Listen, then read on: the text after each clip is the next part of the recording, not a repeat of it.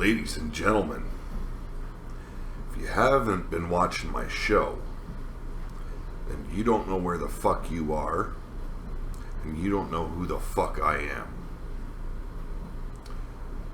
Why are you staring at my bald fucking head? Because I hang my head in shame for this upcoming Fastlane pay-per-view. Where are you? You're in the laundry room. That's right. I have been relegated into the family laundry room. And as you can hear, and you're probably picking it up on the mic, I'm doing laundry. What kind of laundry? Well, I took raw creative and I threw it in the washing machine. Right now it's on fucking permanent press in the dryer. This is Pillar to Post. I am your host, the Angry Viking, Pete Wall. Now, before we get into all the news and rumors that have been floating around, want to kind of push my wares. And when I say push my wares, I mean push my brand, my product. This is, like I said, Pillar to Post. I not only do the podcast, I am an author, I am also a graphic designer, and with that graphic designing, I create t-shirts for my product. My current brand, Circle of Steel, is basically merchandise for my novel, Dragon's Kin, which is out, and you can purchase it on Amazon. You can also find it on CreateSpace. It is Dragon's Kin by Pete Wall. That is what you want to put in the Amazon search bar. There's also what you want to put in the CreateSpace space bar when you're searching for it. Now, what kind of t-shirts do I have? I've got fucking great t-shirts, man. I'm not currently wearing one, and I will do a video. I will post every single one of my designs that are on current t-shirts, and I'm just waiting for a new order to come in, and that way I can do so. I don't have my book on me right now, or else I'd hold it up to the fucking camera and you'd be able to see that as well. Now, as we all know, there's been a lot of rumors floating around this week about departures from TNA, also new signings in TNA. We've got new signings in Ring of Honor today. This is March 5th, 2017, and it is currently 1:30 in the morning, and this motherfucker cannot sleep. So, I figured do a podcast for you guys tonight, and I'll upload it in the morning. So, how about we get in a little bit of the Hardy Boys news and rumors. It is not just news, it is rumors as well. Hardy Boys win the Ring of Honor tag team titles. What the fuck? Yeah, that's what I thought. So, rumors hit earlier in the week. They were leaving TNA. Those quickly proved to be true, with both sides confirming their departure on March 1st. Reports followed they were in discussions with WWE about a return. Then, last night happened. At Ring of Honor Manhattan Mayhem 6, an untelevised event in the Hammerstein Ballroom, Broken Matt and Jeff Brother Nero Hardy showed up after tag champs the Young Bucks defeated Lio Rush and Jay White to retain the belts. The Hardys challenged the Bucks of Youth, with whom they've been feuding with across promotions since late last year. And Matt and Nick Jackson accepted the challenge. Motherfucking right on. You got some balls. You just defended it and retained, and you're going to actually accept another challenge. That's tag fucking gold right there. The match which followed ended with a twist of fate and swanton bomb, and the Hardy Boys claimed the Ring of Honor gold. Now, this is where a little bit of the rumors kick in, because although These are straight out of Matt Hardy's mouth. Take it with a grain of salt. Listen up. Afterwards, Matt got on the microphone and dropped another bombshell. And this is what he said. And now the greatest tag team in all of space and time are the Ring of Honor, the Honorable Ring, the ROH Tag Team Champions of the world. Nero, you know, a lot of people thought whenever we left that dreadful TNA, many people speculated that we were going to sign a contract with the, and he mumbles here before he says, Meek Mahan. Continuing, he says, now myself and the nefarious Nero, we existed on the plane known as the Honorable Ring. And the Bucks of Youth used to have the biggest contract in Ring of Honor history until the Hardy Boys signed a contract. And this is only the beginning. We will be on the 15th anniversary show on pay-per-view Friday. We will be at the television tapings on Saturday. We will be in Lakeland on April 1st. And now the Hardys house their talents and their vessels where the greatest wrestling in the world resides. Ring of Honor. Now the article goes on further. Now the brothers were already set to face the Bucks at or on the WrestleMania weekend Supercard of Honor event. And that's the last date Matt mentions talk of a big contract. They didn't actually extend their time with Ring of Honor in this announcement. So they could just be building and filling in time until WrestleMania. This is a big possibility. This is where the speculations and the rumors come in. Did they truly sign a lasting contract with Ring of Honor, or is it just a contract to fill in time before they jump ship once again and join WWE? Or they could be following in the Bucks' footsteps and making Ring of Honor their North American base of operations. Ring of Honor has a partnership arrangement with New Japan and are sometimes a little more flexible, at least with the big names like the Jacksons and the Adam Coles, about working lucrative dates like Pro Wrestling Guerrilla, provided they're non-televised. We'll just have to wait to see. For now, the Broken Universe has teleported to the Honorable Ring for at least the next month. I think this is wonderful. They're still going on their expedition of gold. They've now captured the Ring of Honor gold.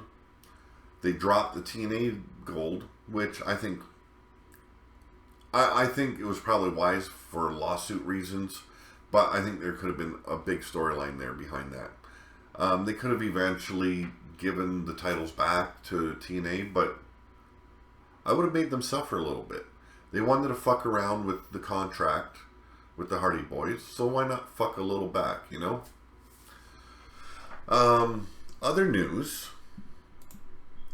it's about Bully Ray. And I reported this, I believe it was yesterday. Bully Ray signed with Ring of Honor. I did not have the full story at the time. So today, and this is all news from Cage Side Seats, and Sean Reuter is the writer of the articles. So I am told that this is a good site to get your news from. It's legit. So I'm going to run with it. The article starts, the appearance and surprise title win for the Hardys wasn't the end of the surprises for Ring of Honor at their Manhattan Mayhem 6 show in Hammerstein Ballroom tonight, March 4th. We're in March 5th now.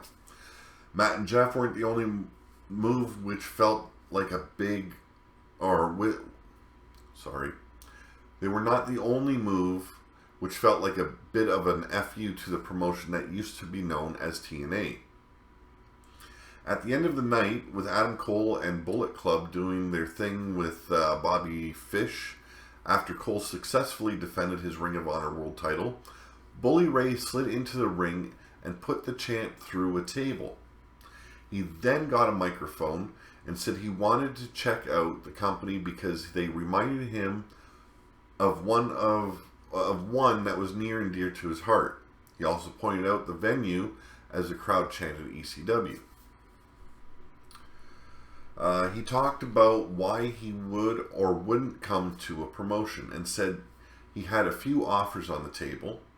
Whether or not that was a reference to reports he almost played the role which Alberto El Patron ended up playing for Impact Wrestling this week. It wasn't clear. But the crowd took it that way and chanted, "Fuck TNA." To which Bully replied, "And that's the reason I didn't take their offer." So basically everyone's saying, "Fuck you, Impact Wrestling." I fucking agree. Eventually he called for company president Joe Koff, who came to the ring after asking if Koff knew who was, then said, "I am Bully Ray, and as of right now, I am in Ring of Honor." As with the Hardys, it's not clear if this is a short-term angle or something for the bigger picture, but it made for a heck of a night. I wish I could have watched it. I really do. I wish it would have been televised. I would have sat and watched this pay-per-view. You had Matt and Jeff taking the tag gold away from the Young Bucks. You had Bully Ray making a huge impact, and yes, that is a motherfucking train running through my backyard while I'm doing my fucking podcast. Motherfucker. So, we had, or Ring of Honor I should say, had a hell of a night. They had Adam Cole retaining his title. You had the Bucks of Youth retain their title and then lose it to Hardy Boys. And you had Bully Ray making a huge impact on his pay-per-view debut at Ring of Honor. So,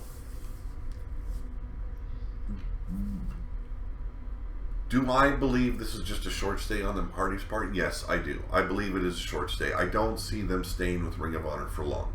I think this is just a layover until they work things out with WWE. Maybe they make a WWE WrestleMania appearance. Who knows? I believe they might be held off till after, maybe the following week. But I believe they will be going into WWE. Now, there has been rumors and speculations that they have been in talks with WWE for contracts. We're going to have to wait to see how this plays out. You know, I would like to see them rejoin the ranks of the WWE roster. It is where they belong. It's where they're going to do the biggest and make the most for their money. Bully Ray, I think, you know, for his age, and we all know that his tag team partner, retired. So he is going singles. So he's done the whole singles angle before. He was world champion in TNA. Maybe he can recapture that glory that he had in TNA with Ring of Honor. Who knows? Now, there is also some TNA news I have for you. We have, these aren't big names. You guys will remember them. Some of you won't. Chris Masters. Chris Masters will be returning to TNA, or I should say Impact Wrestling. And Matt Morgan is also hyping up his return. They're not big names. No one really cares for him. Matt Morgan he wasn't even a has-been. He was a never was. I believe you all should remember him from the Tough Enough series. And he just kind of fell flat. He was, you know, he's known as the Blueprint Matt Morgan. Or at least back when he was on regular TNA television. Now, as for Chris Masters, he did the whole bodybuilding gimmick come out. Kind of like Lex Luger used to, you know, do a few poses, come down the ring. I never really liked the guy. Kind of a shit wrestler. Can he make something of himself in TNA? Now, I'm not sure if he's competing as a wrestler or if he's working in the back. I don't know. All I know is I read an article saying he was making a return to wrestling in TNA. Other than that, not too much going on right now. At least not that I could find. So, you guys have a good fucking day. And please hit that like, that subscribe button. Leave a comment. Get to know me a little bit. I'll fucking comment back, you know? I'm a chilled, relaxed motherfucker. I don't know how a lot of people on Facebook consider me as an angry motherfucker. Look it, I'm an ordained minister. If you don't believe me, I got the proof. Used to do a lot of wild shit in my younger days, and we were doing a podcast, and I was ordained on live radio. So yes, I am an ordained minister. You want me to anoint you?